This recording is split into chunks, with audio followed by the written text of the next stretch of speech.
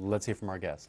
Well, yeah, it's, we can discuss the war over there. I think we have the right people at the helm, and I do believe that we should listen to the commanders in the field.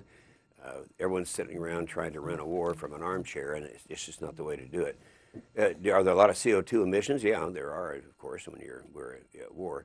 But to really get into this thing and talk about CO2 emissions, I said, Paul, it was about 7 years ago, that the notion that man-made gases, anthropogenic gases, CO2, cause global warming is probably the greatest hoax ever perpetrated on the American people.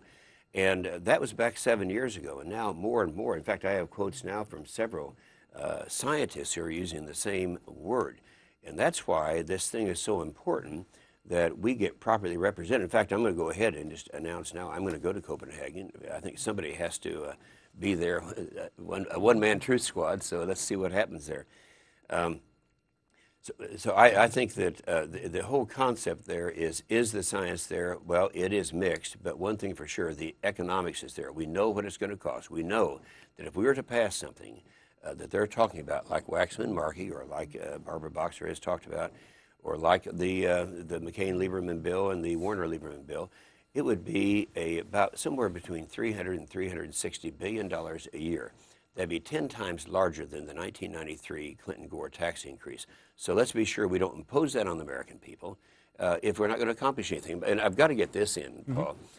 I really admire Lisa Jackson. She is the appointed. She was appointed to run the Environmental Protection Agency, be the administrator by President Obama.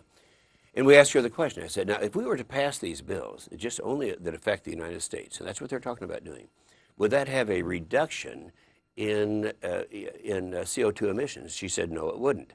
Well, logically, I think we all understand that. If just the United States does this, it's not going to have any impact. In fact, that would chase jobs to places like India and China, and places where they don't have emission constraints, and that could have the effect of increasing the amount of CO2.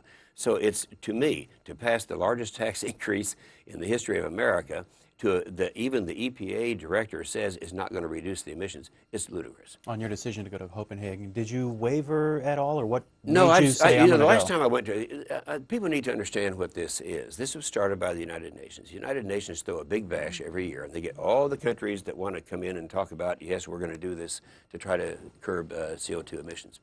The last one I went was '03, and that was in Milan, Italy. And I was the only voice there that was saying that there is another view on this. So I decided that I would do the same thing. Now it's been 6 years. It's time to go back.